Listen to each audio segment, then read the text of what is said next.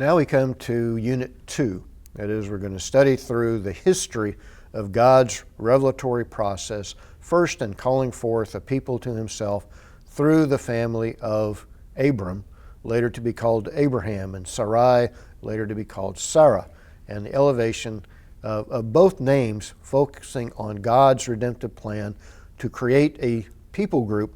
through whom he would reveal himself in his special nature and his relationship to humanity that comes forth ultimately in the blessing of the nations through Jesus Christ.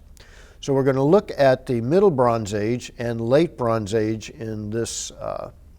section of the video that carries forth through the time of the Old Testament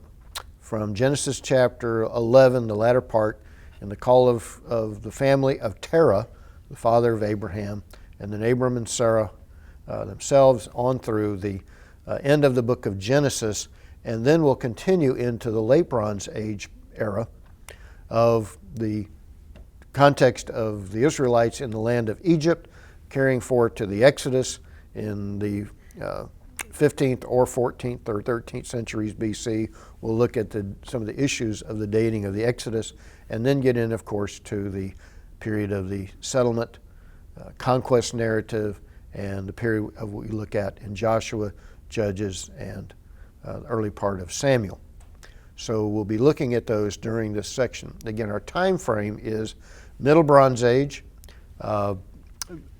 dated somewhere between around 2000 BC and 1550 BC. We date that because of the context of what changes in Egypt that is perhaps what is reflected in Exodus chapter 1 when it says that there arose a new Pharaoh over the land of Egypt who did not know Joseph, did not know the Joseph tradition and the relationship between the Hebrews and the Egyptians that is described in the latter portions of the book of Genesis. And there's a dramatic change in the perspective of Egypt and its relationship to foreign people groups, and Egypt becomes an empire-building country around 1550 BC, and we'll look at the context of those events. We'll also look at the wide variety of ancient Near Eastern peoples in this section. You know, who were the Canaanites, the Amorites, and other people groups that are described in the book of Genesis and in the call of Abraham in the context of the world in which God would reveal himself. Again, this land of what is on the broad scale called the land of Canaan, but is a land that, as a result of this being a center point in the geography of the ancient world, the cross migrations of different people groups throughout the prehistory and the early Bronze Age, in which we have these many other people groups often listed in such names as the Kenites and the Kenizzites and the Perizzites and the Girgashites and the Canaanites and the Jebusites in Jerusalem and others that are named in various listings of people groups in the land. So it was very much a composite population, generally described as the land of Canaan. In Egyptian, it's called the land of the Hurru and the Retinue,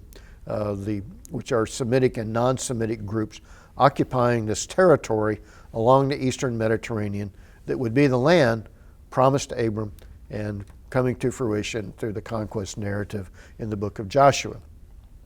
So we'll look at the broad perspective of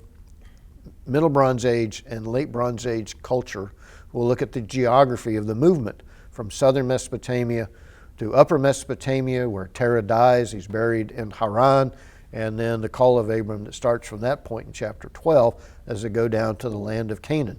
Abram, of course, will follow the program as he moves through the land to Egypt and back again, and will live most of his life in the southern half of what is later known as the territory of ancient Israel. So we'll look at the geography, the context of